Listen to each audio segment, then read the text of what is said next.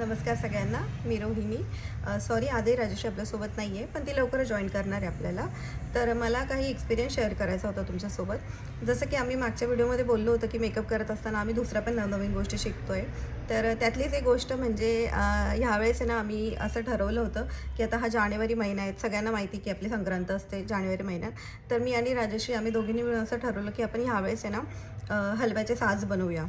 आणि तसं आम्ही सामानही घेऊन आलो, मी आणि राजेश्री दोघी मिळून, आणि एक हलव्याचा साज बनवला.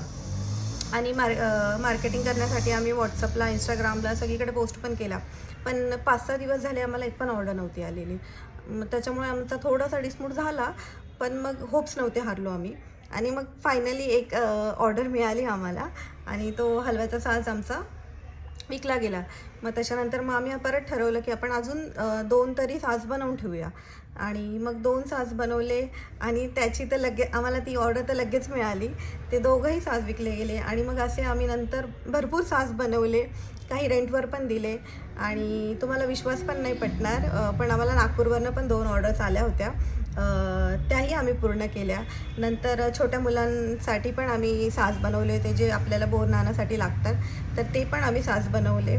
तर म्हणजे जर आपण एक ठरवलं ना की की आपण काही नवीन करायचं आहे आपल्याला लाईफमध्ये, तर ते आपण कसं पण रित्या करू शकतो. आणि त्याचंच एक उदाहरण, आम्ही ह्यातही आम्हाला एक छोटंसं का असेना एक सक्सेस मिळालं, आणि याचाही आम्हाला खूप आनंद होतो आहे. आणि हे तुमच्या शिवाय शक्य नव्हतं. तुमचा सपोर्ट होता म्हणून हे सगळं शक्य झालं, आणि तुम्ही असंच आम्हाला सपोर्ट करत राहणार याची मला खात्री आहे. तर भेटूया आपण पुढच्या व्हिडिओमध्ये. जय महाराष्ट्र.